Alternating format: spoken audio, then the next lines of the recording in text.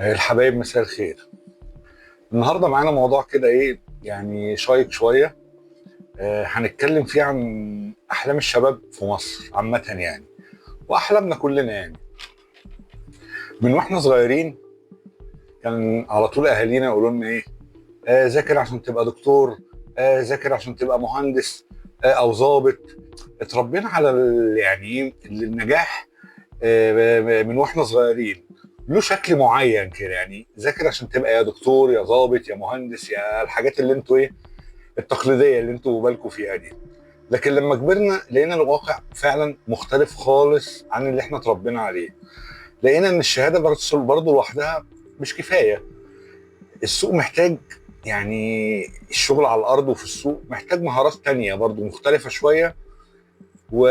والطريق يعني زي ما تقولوا ايه، مش مرسوم زي ما كانوا بيقولوا لنا زمان. يعني ذاكر بس عشان تبقى كذا، او اعمل كده عشان تبقى كده. الشغل برضه على الارض وفي السوق كده برضه بقى ايه، حاجات تانية يعني تعالى نسأل نفسنا شوية بقى. ايه يعني الاحلام دلوقتي بقى شكلها مثلا ازاي، عاملة ازاي؟ المفروض نعمل ايه مثلا عشان نبقى يعني نحقق ولو جزء بسيط من الاحلام بتاعتنا، رغم الظروف برضو الصعبه اللي البلد عايشاها واحنا عايشينها وكل البيوت في مصر عايشاها.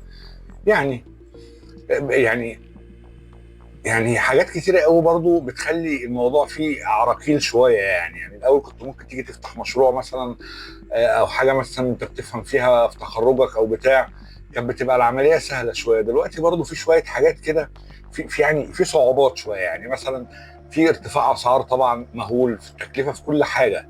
عايز تفتح محل، عايز تفتح شركه، عايز ايجارات فوق، اسعار فوق، الحاجات اللي هي عشان توظف حاجه كلها فوق. ارتفاع اسعار يعني. حتى لو جيت تشتغل يعني، مش عايز تفتح مشروع خاص ليك يعني، الفرص العمل بقت برضو قليله قوي يعني، برضو غير زمان. وجاي لنا احساس كده غريب ان يعني اغلبيه الناس يعني اللي الطريق خلاص مسدود ومفيش حاجه عدله، مش عارف ايه، والواحد مش عارف يعمل ايه وبتاع وكل الكلام ده. بس في نفس الوقت برضو بنيجي برضو يعني على الناحيه التانيه بنشوف قصص شباب برضو كده، يعني كافح برضو واجتهد واشتغل على نفسه وبتاع، وبدأ من تحت الصفر وقدر يحققوا برضو جزء من اللي كان نفسهم فيه. ممكن ما يقدرش يحقق كل اللي كان نفسه فيه، بس ممكن يعني حاجه صغيره كده برضو، يعني نص العامه ماشي. انا مش بقول ان يعني الاحلام مثلا سهله، ولا ببيع مثلا امل كده يعني، لا يعني مش هو دي برضو ايه القصه يعني. بس اللي انا متاكد منه ان الحلم مش كفايه لوحده. يعني اللي انت تحلم بس برضه بحاجه كده وبتاع، دي برضه مش كفايه برضه ايه لوحدها. يعني لازم يبقى معاه شويه برضه، اسمها ايه، موهبه برضه شويه. يعني العلم برضه لوحده مش كفايه. يعني عامه اي حد مفروض يعني يبدا حتى بالاقل بخطوه صغيره يعني. يعني خليني اقول لك على حاجه مثلا. ايه دور الدوله بقى مثلا يعني بلاش دور الدوله دلوقتي، احكي لكم على حاجه صغيره على المواهب برضو وشغل السوق وبتاع والحاجات دي تبقى برضو مهمه قوي يعني. بالنسبه لاي حد مثلا عايز يبدا. زمان انا كنت في المحل 10 15 سنه 12 سنه حاجه كده يعني. كنت في المحل قاعد، كان في واحد يعني زميل كده في كليه هندسه اشتغل في الصيف، و يعني في الشتاء في كليته في كليه هندسه. شاب محترم ومجتهد قوي كده. اتعرفت انا يعني عليه كده عن طريق صديق مشترك وبتاع. كنت بدور على حد يجي يقف معايا نساعدوا بعض يعني وكده. في الصيف بيبقى ايه، محتاجين برضو حد ايه زياده وبتاع. قال لي هو بيشتغل في الصيف بس. قلت له هايل، ده انا عايز حد في الصيف ايه يعني، اكتر يعني. تمام. المهم ايه، جه اتعرفت عليه وبتاع وتمام ومية مية واشتغل معايا ومؤدب وحاجه يعني محترم متعلم كليه هندسه. هو ده بقى اللي احنا بنقول عليه ده الخبره بقى في السوق. يعني عشان مهما كنت متعلم في ايه، برضو خبره السوق بتفرق. انا برضو أنا يعني دي حاجه طبعا كان نفسي ابقى احققها يعني، بس مش متعلم تعليم عالي يعني. دبلوم معايا والحمد لله على كل شيء يعني. بس في السوق بقى خبره اكتر. في شارع حيوي برضه في اسكندريه في خدمه. يعني اتعلمت بقى كتير بقى، وجنسيات كتير بتيجي من ليبيا لسوريا للعراق للكويت للسعوديه مش عارف. يعني بتتعامل برضه مع ناس كتير وبتاع. المهم احنا ايه، اشتغل معايا سنه في بتاع وتمام. مره قاعدين، كان عندي ببيع ساعات انا اياميها.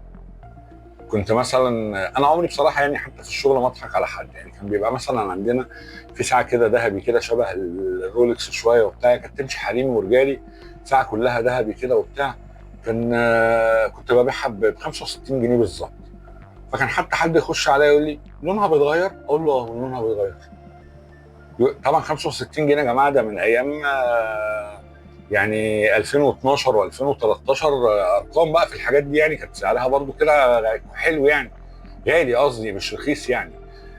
المهم ايه، يقول لي بتغير، اقول له اه بتغير.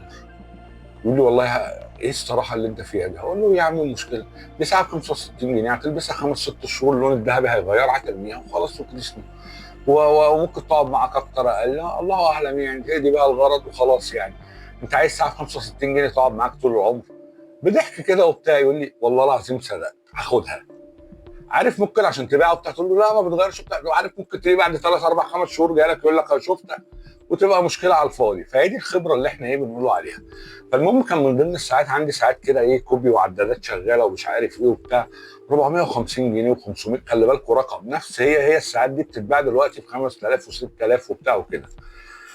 المهم ايه، انا قاعد جوه معايا الشاب بقى ايه، قاعد جوه انا محل هو صغير 12 متر يعني، فانا قاعد جوه كده ورا ريون كده، وهو واقف كده ساند على الباب وبتاع، الجو نايم شويه ومش عارف ايه وبتاع.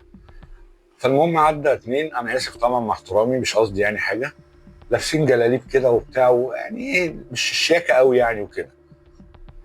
فالمهم وقف، فبيساله بقى، انا بقى متابع بقى الحوار يعني.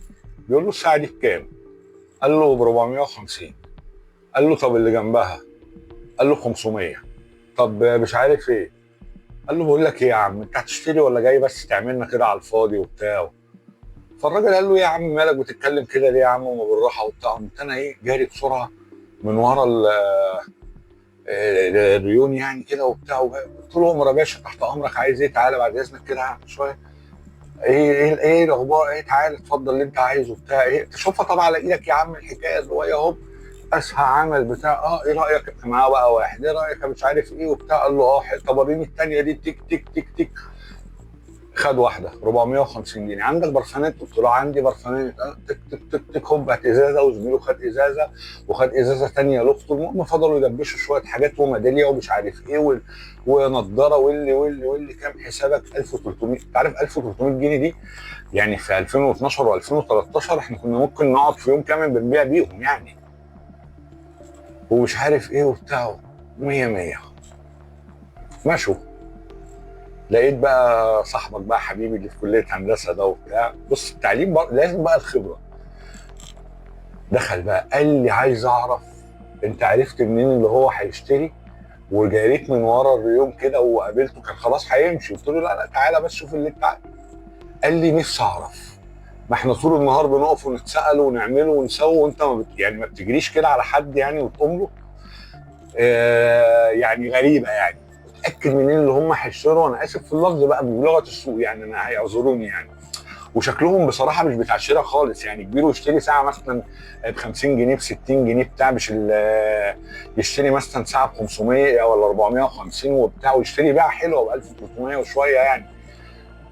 قلت له هقول لك يا احمد. قلت له بص، اول ما انت قلت له هو سال على طب لونها منور كده، ساعات غاليه برضه وبتاع.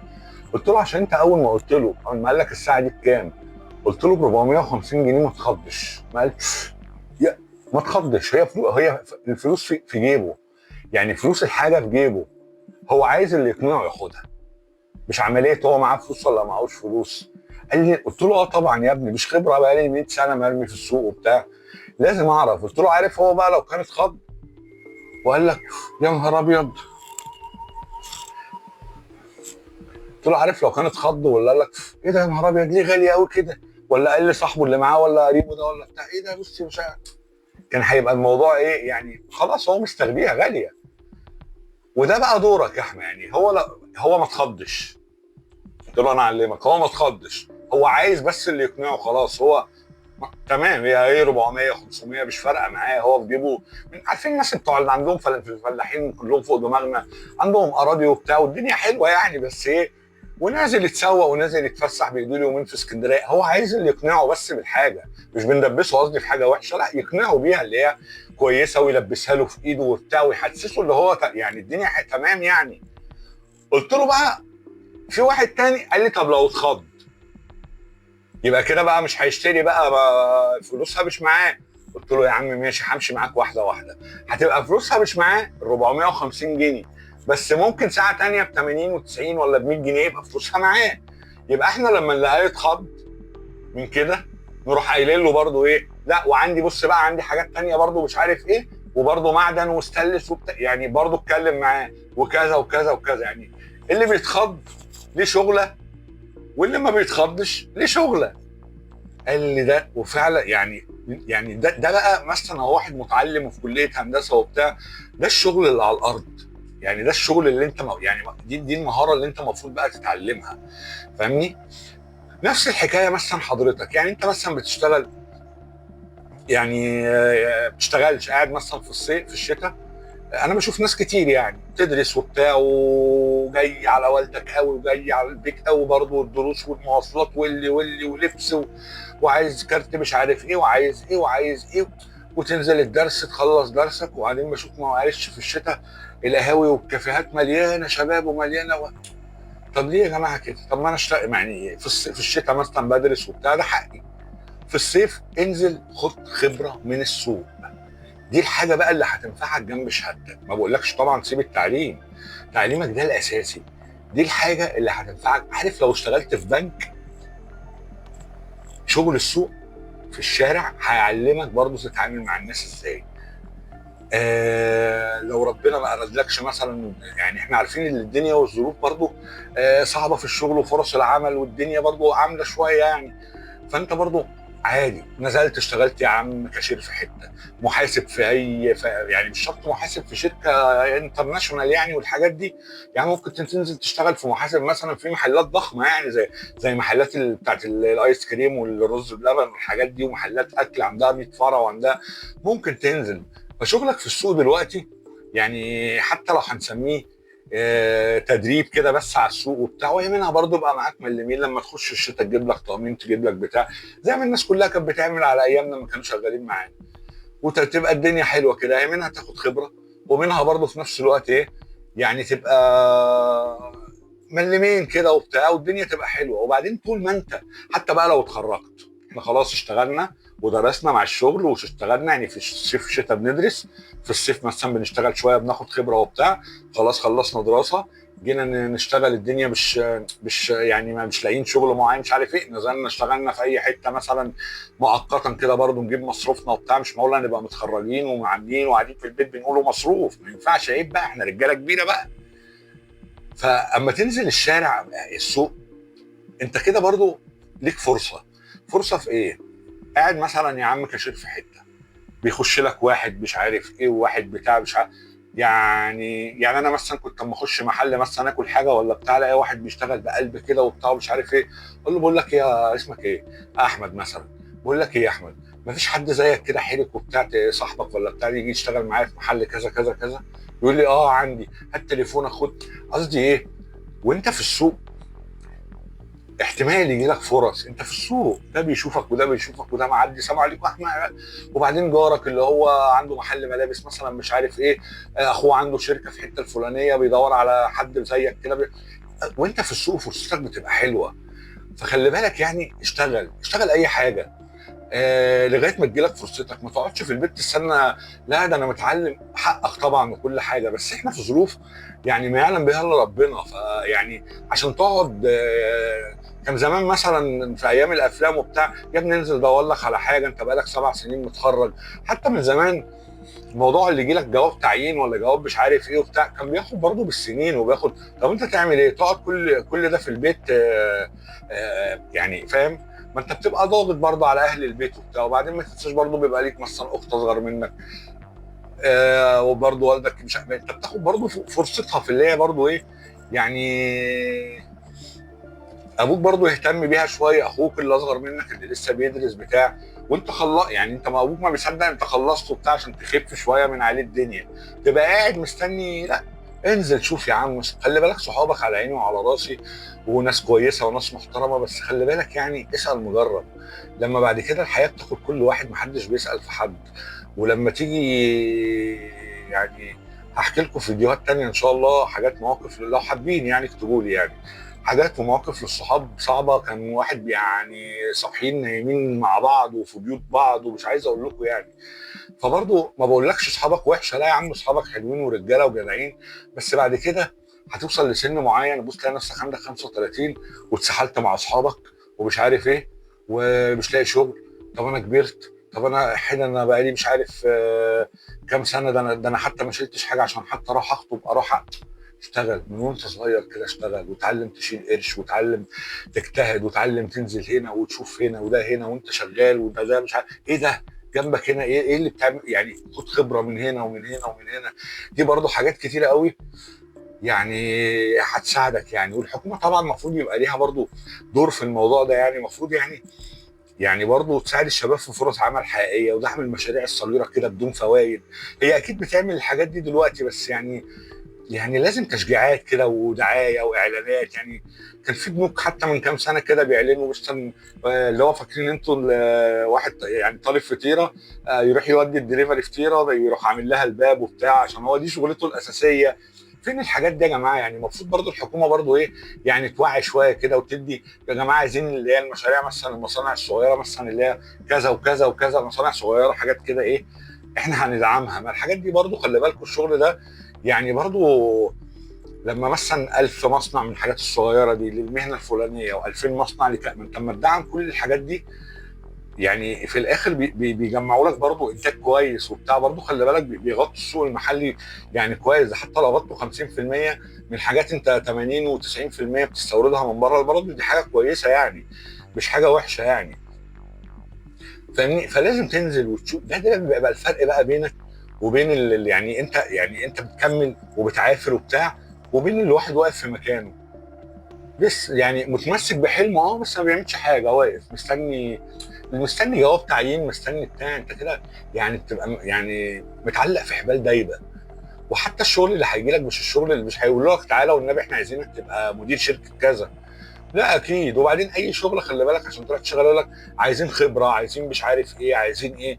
والله العظيم ما تضحكش يعني، ما تقولش خبره مش عارف. انت عارف لو رحت قلت له انا بقالي مثلا 3 سنين شغال محاسب مثلا في شركه يعني محل مثلا مأكولات كذا اللي هي محل كبير ولا بتاع، خلي بالك دي حلوه برضه مش وحشه، مش لازم يعني شهاده معتمده من مش عارف ايه يعني، لا شغال برضه الناس بتدي اعتبار ده. خلي بالك دي بتبقى احلى من الحاجات اللي هي الهانتي كانتي الفرافيري دي. فانا يعني دي حاجه كده كان موضوع كده عايز اتكلم فيه كده ايه كنصيحه يعني. انا بقى 45 سنه 46 سنه، كان عيد ميلادي يوم 25 9 اللي هو امبارح ولا اول امبارح، ما اعرفش الفيديو بقى هينزل امتى. ف يعني انا لو راجع بيا الزمن انا طول عمري والله العظيم بشتغل.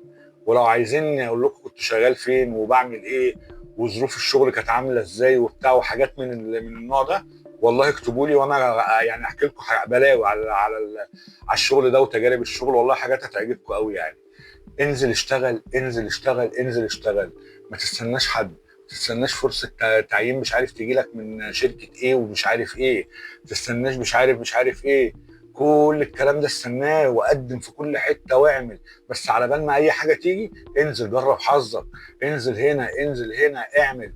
فاهم يعني؟ انا كنت مثلا وانا قاعد في المحل، والله العظيم قاعد، ده انا هحكي لكم قصه والله بس الفيديو الجاي بس فكروني يعني عشان الفيديو بس ما يبقاش طويل شويه.